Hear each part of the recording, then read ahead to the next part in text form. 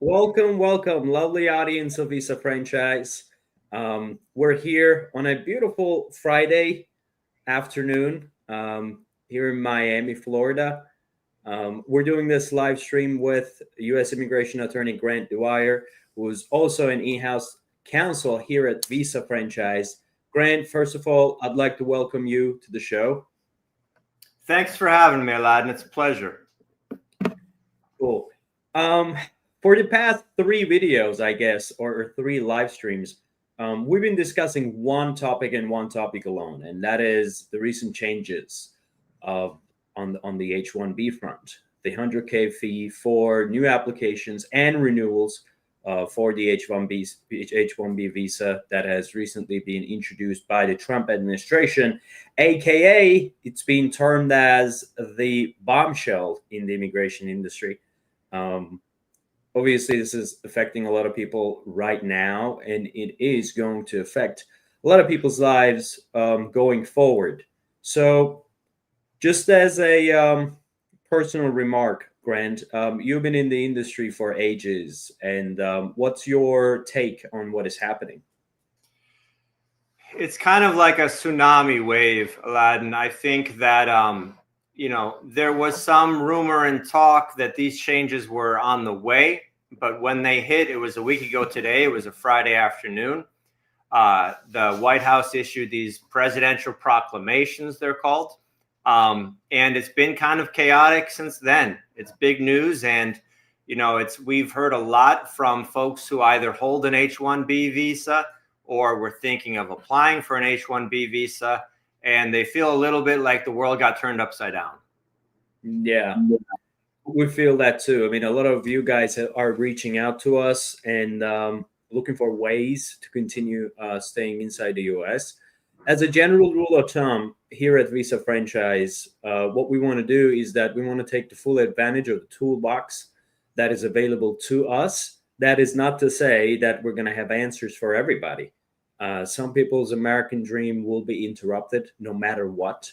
And this is what the current administration wants, and we definitely comply. However, just like with anything, H-1B visa is being targeted because of the quote unquote the abuse that it has endured over the years.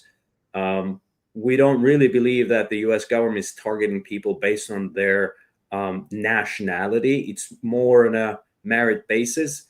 Because H-1B is not a merit-based visa. So what we imagine here at Visa Franchise is that, okay, if you are somebody who's on H-1B today and you have a lot of achievements, there could be other visas that you can transition to. And for that, you need to showcase certain merits, right?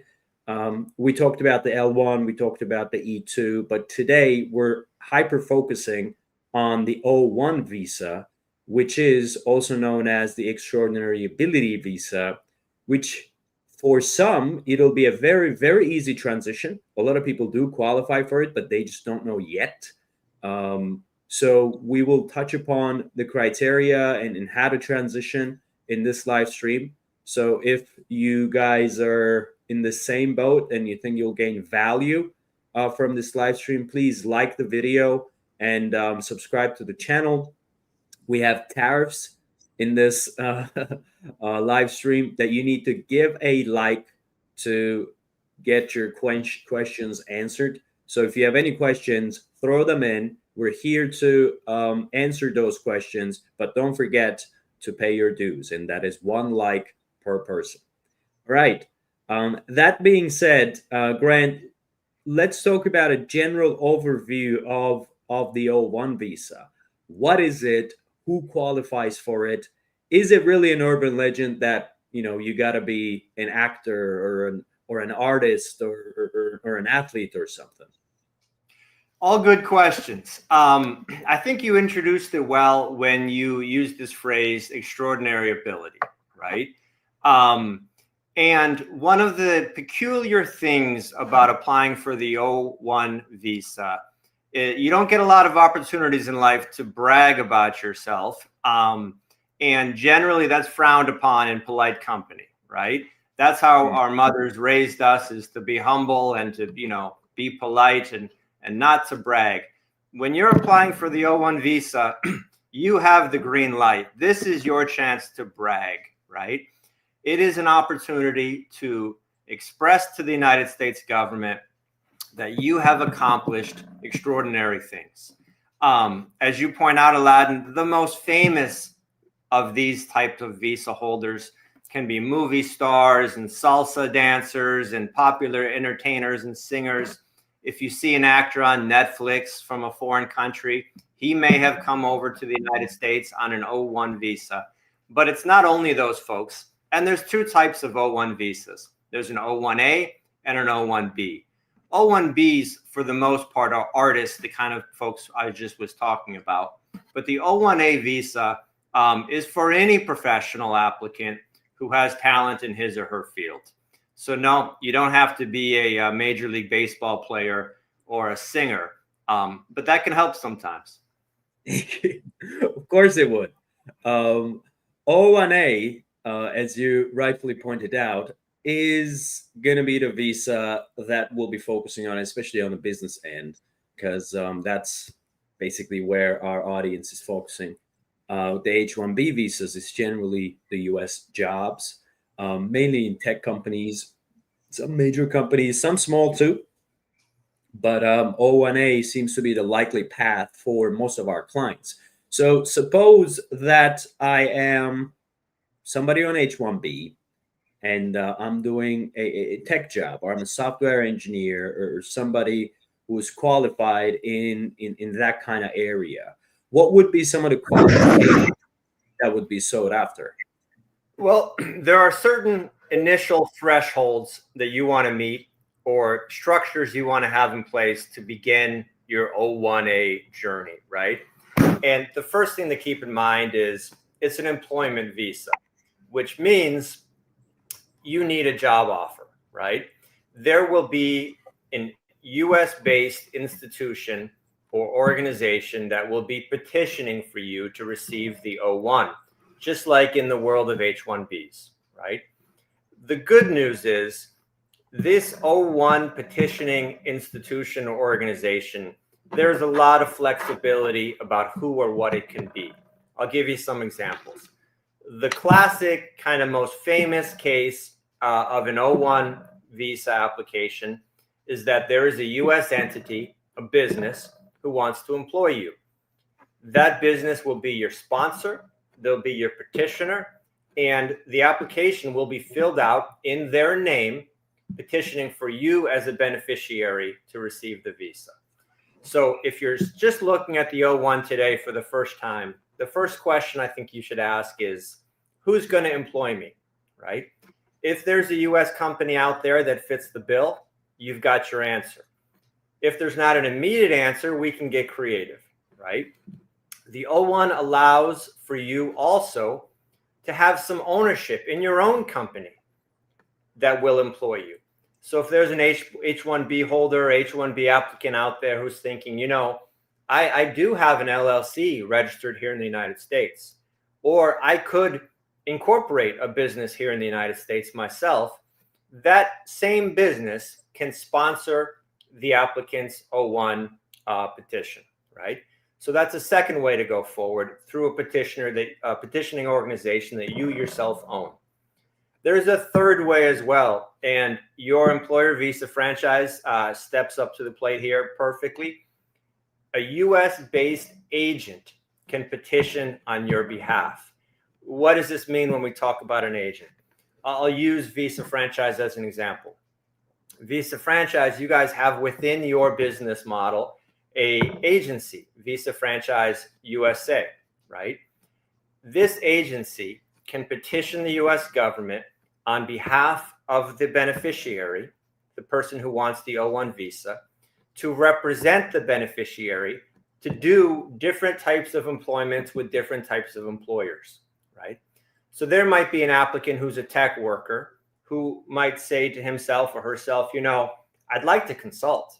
I'd like to work with a number of different US companies, some in Texas, some are in California, some might be in New York or Chicago or North Carolina.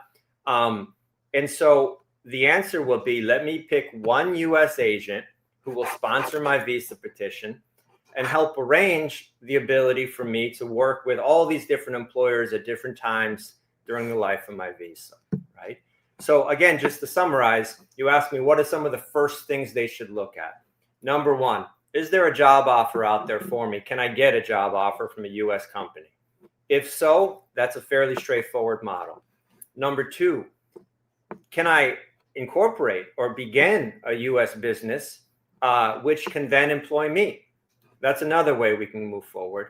Or thirdly, is it in my best interest to use an agent to petition on my behalf so I can work for a number of different employers? That's where you want to begin, because without one of those pieces, you're not going to move very far. I think that's the first stage of reflection. Sure. Thanks for that, Grant. And thanks, guys, for sending in your questions. Please remember to give the video a like. And let's address this one particular question, Grant. And I think this is going to resonate with a lot of people. Can I apply for O-1 while I'm still on H-1B? Do I need to quit my company first? Very good, legitimate question. What say you, Grant? So it's delicate. While you're preparing the O-1 visa, I would recommend that you continue working, maintain your status, right?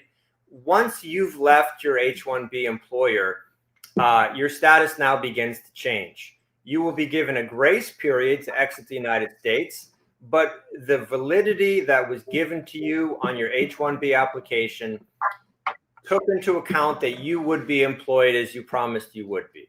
So I wouldn't recommend anyone to jump out and quit their job immediately. Once you submit your O-1 visa application, if you're submitting from within the United States, you're going to submit as a change of status. The moment that application hits the desk at USCIS, the United States government, they're going to start to consider your merits and start to consider whether or not they will grant this change of status. You're kind of in an in-between stage there. Your H-1B is still valid, but they're considering a change for you. So long story short, what I would tell, I believe it was Mr. Santos who submitted this question, is that, yes, I would start to apply while maintaining your H-1B status by continuing to work. Cool. Thanks for that. Another question here from Anthony Jude. What are some of the limits or limitations with the O-1 visa? I'm not too sure if I understand the question, but if you are referring to what you're able to and not able to do with the O-1 visa, that'd be a pretty decent question that we could answer. Grant, you want to shed some light on that?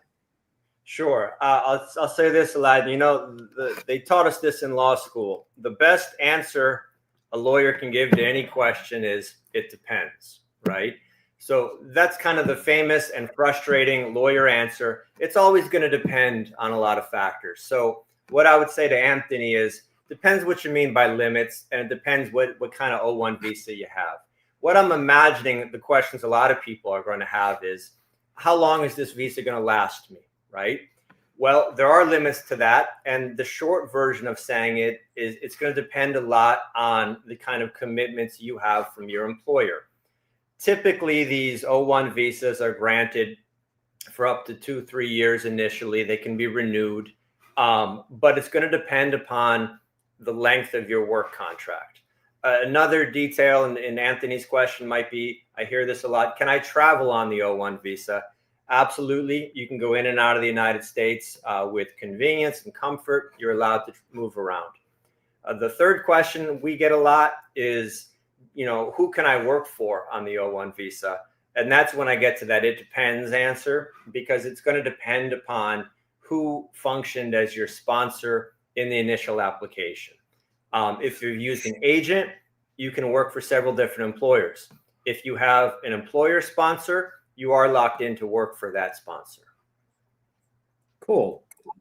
Here's another question that is going to loop us back into our rundown. I wanted to ask if having patents or published research help a lot for O-1, or is that not enough? So this is a very good question. It happens to be only one of the criteria. But let's go quickly with what that criteria is, Grant, if you will, specifically for O-1A, specifically for professionals. Sure. So keep in mind, Alaattin, that what the government wants to see here is extraordinary talent, extraordinary ability, right?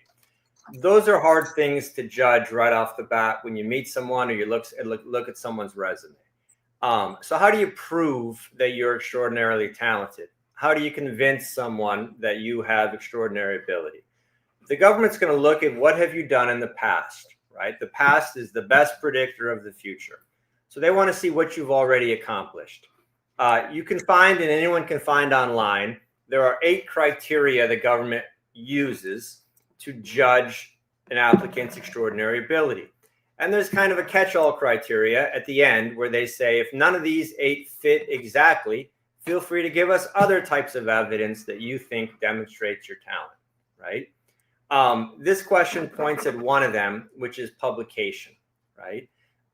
If you have published in journals, academic journals, tech journals, scientific journals, any kind of media source that is geared toward a learned audience, people with some expertise, that's pretty strong evidence that you have made a contribution and that you're a talented individual. So that's one step in the right direction. Cool.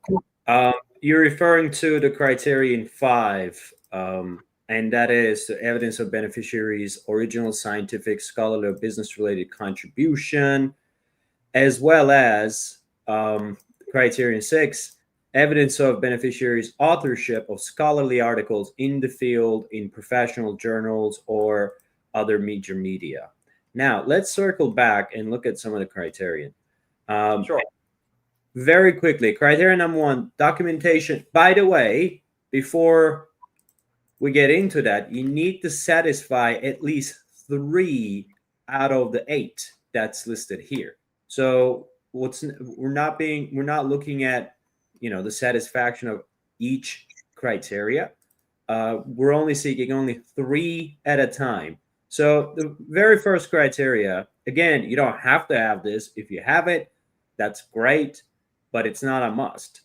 It's documentation of beneficiaries' receipt of nationally or internationally recognized prizes or awards for excellence in the field endeavor. So recently there was an update. Team awards do count as well.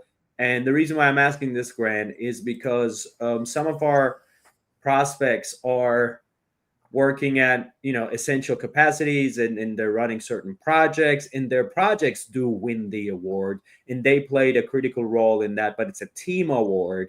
Would that also count? And taking a step back again, what is sought after here with the documentation of beneficiaries' receipt to nationally or internationally recognized prizes or awards?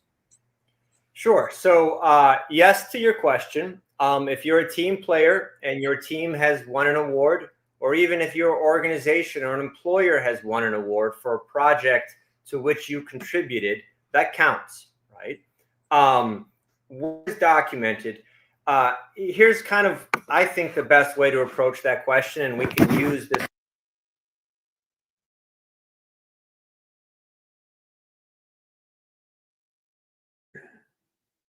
We lost Grant. You can hear me? Yes, can you hear me? Yes, I can. All right, good. Apologies for that. No worries. I was saying the visa application process is kind of a conversation between the applicant and the U.S. government, right? I think it's most helpful to imagine the person you're talking to. Imagine the U.S. government being a person, right? This person is the most skeptical person you've ever met in your life. So if you're standing in a park, let's say you brought your dog to the dog park, right? And you're talking to the person next to you. And you're telling this person next to you, hey, I have extraordinary talent. I have extraordinary ability.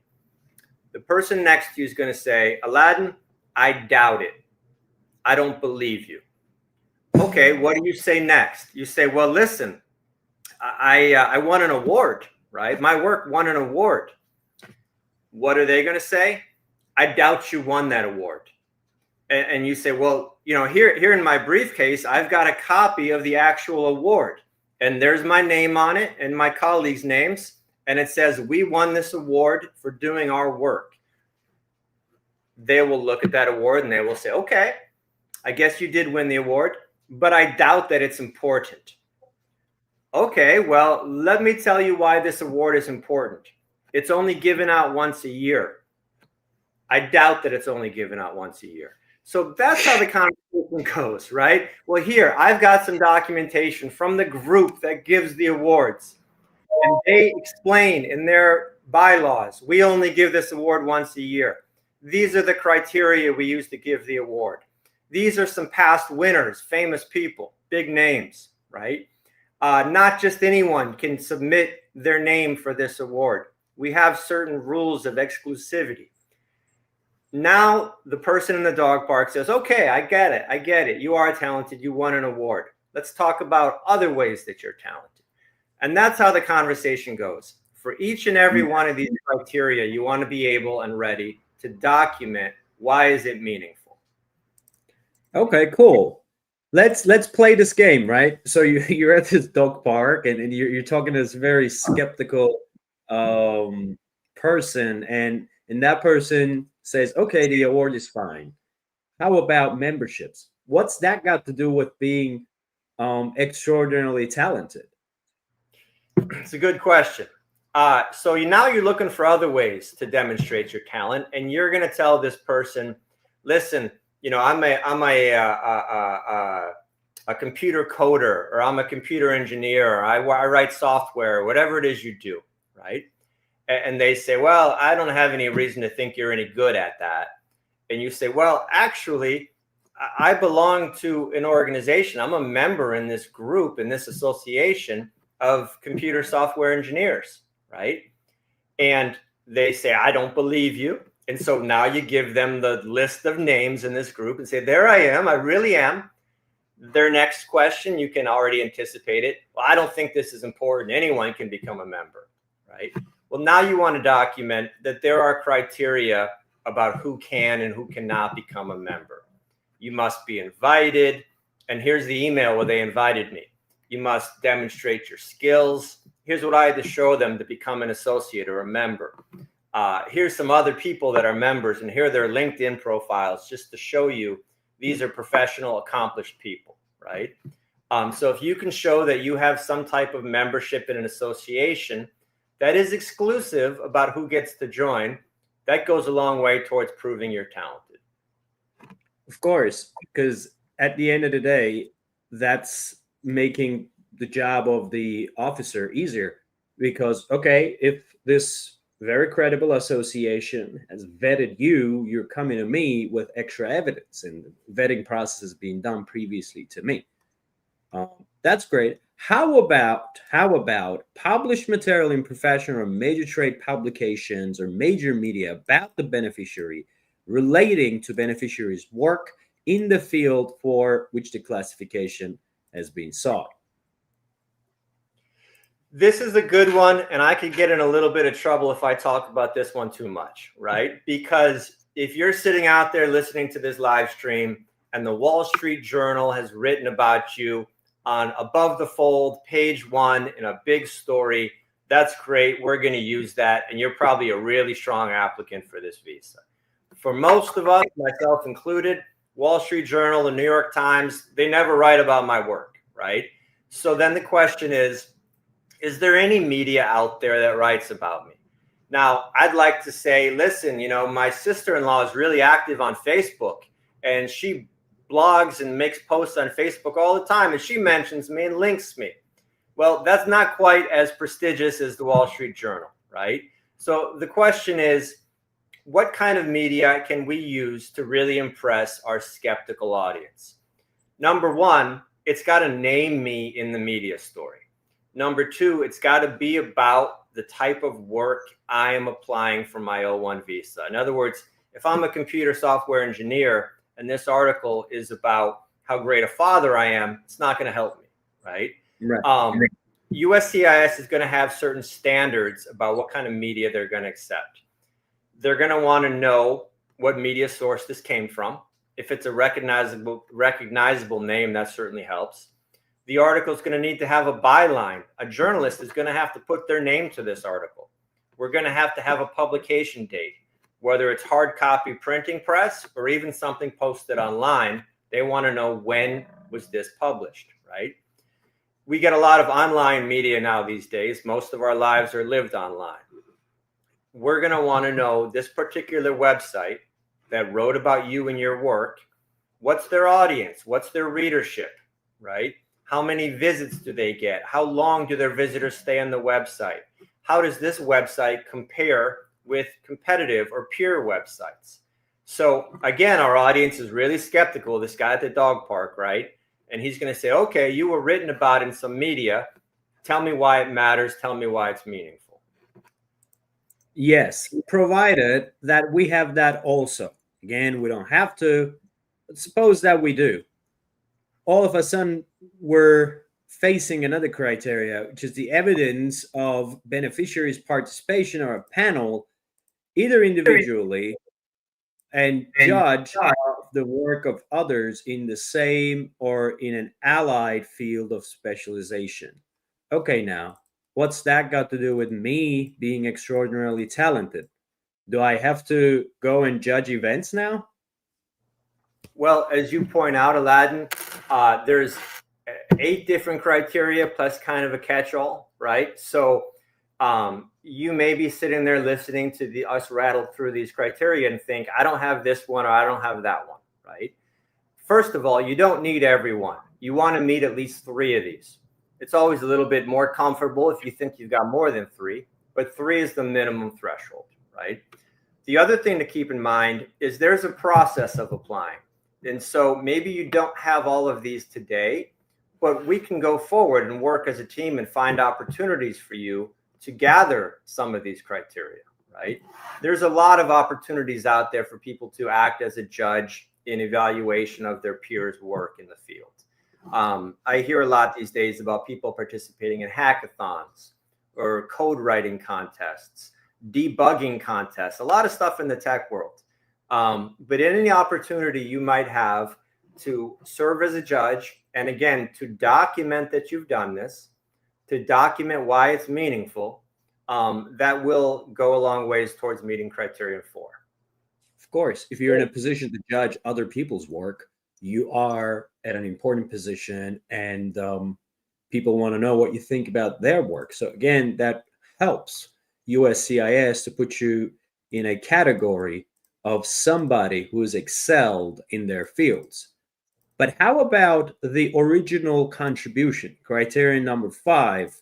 And this is an original scientific, scholarly, or business-related contribution. Now, when you say an original business-related contribution, and this is where some of our clients shine. So our clients are generally from the tech world, or they're working for very reputable companies. They're putting things together. They're creating processes, methodologies, apps, and sometimes they would have registered patents, things that could be considered original and a contribution that's business related. Would that also be something that our prospects or people who are listening to us right now would have, and they just don't know that they have it? 100%. It's possible that an applicant has designed a new or novel way to accomplish some business end, some business goal, right? I always like to say, with regard to this particular criterion, it's kind of a 2-parter. The phrase, the shorthand we use is original contribution, right? You really want to focus on the original part and on the contribution part, right? So in terms of originality, are you doing something new? Has your talent permitted you to introduce some new idea into your field? If so, you've done something original. The second half is related, but a little bit different. Is this truly a contribution? In other words, is it repeatable? Can other people use your contribution? Can competitors use it?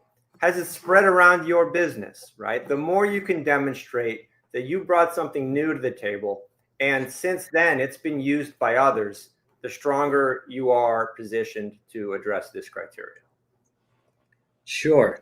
And most people would have engaged in certain activities that would count as an original contribution, but they may not know it. And for that, we say take the survey at visafranchise.com and schedule a call with us, and let's go through the criteria to see if you are qualified. Anyway, moving on. Again, you referred to this, but very quickly, let's address criteria number 6 as well, which is the authorship of scholarly articles in the field in professional journals or other major media. Now, this is very interesting because what is sought after here is the articles being scholarly. What does that mean? I mean, suppose that I go ahead and I've been publishing articles on a, I don't know, an internet journal. Would that, well, it's got readership and a very large audience, and it's not everybody that can write these things. I am writing, but are they scholarly? And then what does that even mean? And what needs to happen for these articles to be scholarly? Not a lot of people have time to read quote unquote 30-page article, right? Maybe I'm summing things up in a one pager or a 2-pager article, but it could very well be scholarly, and it could come from my professional background and could be a result of my very extensive research and experience. What's the criteria on that? I mean, how would one understand whether the article is scholarly or not? That's a good question, Alaattin, and I think a really difficult one to answer. One of the things that you're going to run up against as you go through each and every one of these criteria is that they're almost all discretionary, right? There will be a human on the other side of this application, employed by the United States government, who will be reading your petition and having to make a discretionary decision. Is this scholarly enough, right? We will never get to meet that person. We will never get to engage that person. And this is where my dog park example falls apart, because you don't get to look in their face and you don't get to make your case face to face, right? What does it mean that something's scholarly? Well, it can mean a lot of different things. I can tell you some examples of things that have helped before in the past, and you can even see some of the citations here on the screen. Is it peer reviewed? An article or a journal entry being peer reviewed goes a long way to proving that it's scholarly in nature, right? Is the media source in which it's published affiliated at all with a university, with a research institution, right? Is it funded by a university or a research institution? That goes a long way towards establishing scholarliness. And then generally the tone and presentation of the writing, right? Does it read as technical? Does it read as addressed to a learned audience, right? Or is this more popular science, popular commentary? The higher the elevation, and that might include things as simple as using fancy language, using footnotes, citing to other studies, right? All of these things can make an article more convincing as a scholarly publication rather than as someone's personal blog. Got it. Thanks for that, Grant. And moving on to criteria number 7, which we believe, and that's the reason why we're hot on the O-1 visa, that a pretty big portion of our prospects who are watching us right now who are on H-1B could be employed at a critical or essential capacity for organizations and establishments that have a distinguished reputation. What do we mean by that? You could be a senior software engineer at Apple, Amazon. You could be employed by a company. It doesn't really have to be the big Apples and Amazons and whatever not, but you could be employed at a very important cybersecurity company, a very important company that does contribute a lot to the society and could have a very well build reputation in their industries, and you could be acting at a leadership role in that. And that's when we're sort of like looking into this particular criterion. Are you critical enough for this distinguished organization? And we do believe most of our prospects satisfy this role. If this role is not being satisfied, then there really isn't that great of a yearning to look at the other criteria. What would be your 2 cents on that, Grant? I agree 100%. They list this criteria as number 7 on their website in their literature, right? For me, it's number 1. Okay. Mm-hmm. Both because I think it's the easiest one for us to hit, and because once we start the conversation here, a lot of the other criteria come forward with a little bit of coaxing. All right. So any potential O-1A applicant, whether it's an H-1B holder or anyone else, I would really encourage them, after you've thought a little bit about the employment threshold, who will be my sponsor? Can I have a job offer, right? Jump right here and ask yourself, let me look at my employment history. Have I fulfilled a critical role with one of my previous employers or my current employer? And start to make the case that you have. And again, this is an invitation to brag about yourself, right? You're back in the dog park. You're telling this guy, I've played a critical role for my employer. And he says to you, I don't believe it. Well, let me gather 3 or 4 letters from people I work with who will tell you expressly that I led this particular project in 2024, or I contributed to the revenues my company earned in 2023. I led a sales effort, or I made a contribution. My role was critical. And again, these letters can be written by colleagues, employers, customers, clients, competitors, and other businesses, anyone familiar with your work that has some credibility, they know this industry, they can write a letter explaining how your role was critical, right? And that hits the first point of this criteria.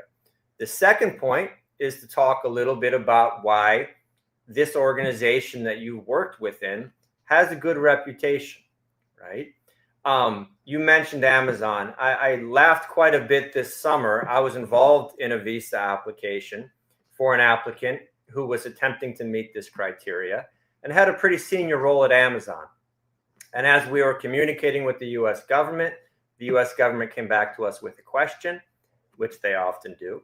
And they asked us, prove to us that Amazon has a distinguished reputation. And if that doesn't summarize the skeptical guy in the dog park, I don't know what does. One of the most famous countries and brands in the world, right? Ubiquitous in every country on planet Earth. The U.S. government wanted us to talk a little bit more about why Amazon is distinguished. So that just gives everyone a heads up. Whether your company is the size of Amazon or it's a small firm that employs 3 people in Silicon Valley, right?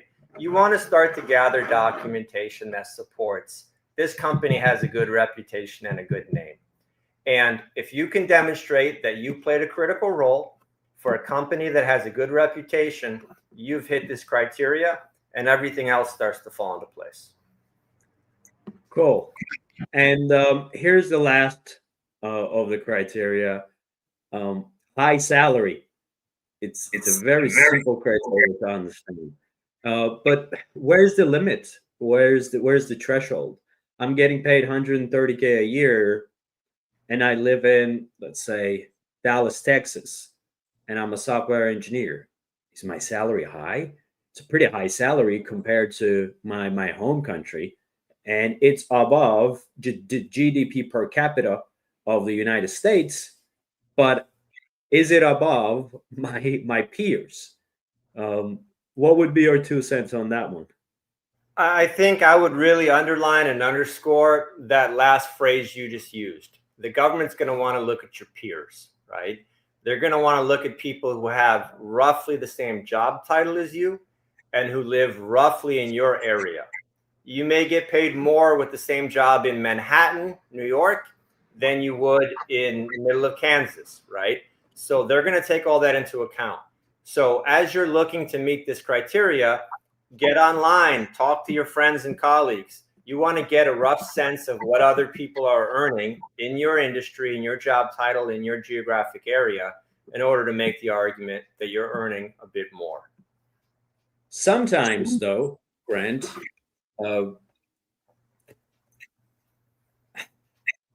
people work from home these days, right? And sometimes there's a hybrid working conditions for a lot of people.